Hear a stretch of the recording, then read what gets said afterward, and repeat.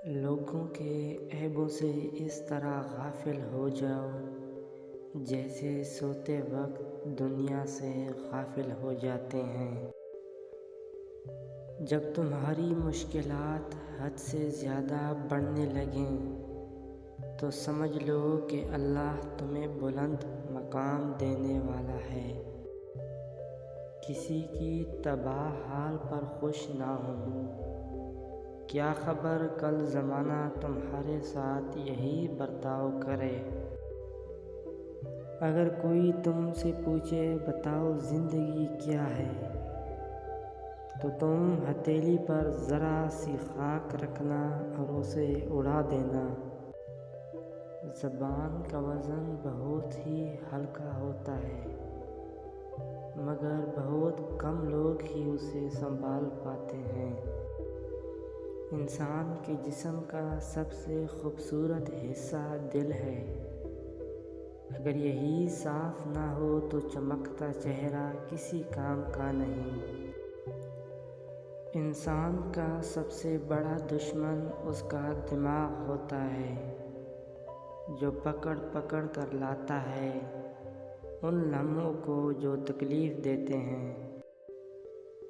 کبھی بھی اپنی جسمانی طاقت اور دولت پر بھروسہ مت کرنا، کیونکہ بیماری اور غربت آنے میں دیر نہیں لگتی۔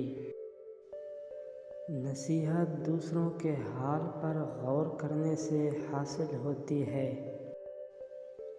بوڑھے آدمی کی رائے نوجوانوں کے ارادوں سے بھی مضبوط بلکہ مضبوط تر ہوتی ہے۔ جس نے تجھے ذلیل سمجھا، اگر تجھے عقل ہے تو بے شک اس نے تجھے فائدہ پہنچایا۔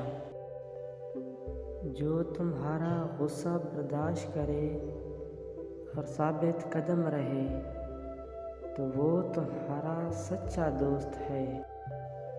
صبر کی دو صورتیں ہیں، جو ناپسند ہو اسے برداشت کرنا اور جو پسند ہو اس کا انتظار کرنا۔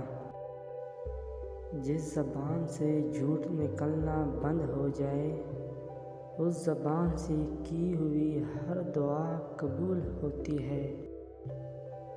تجربہ انسان کو غلط فیصلے سے بچاتا ہے، مگر تجربہ غلط فیصلے سے ہی حاصل ہوتا ہے۔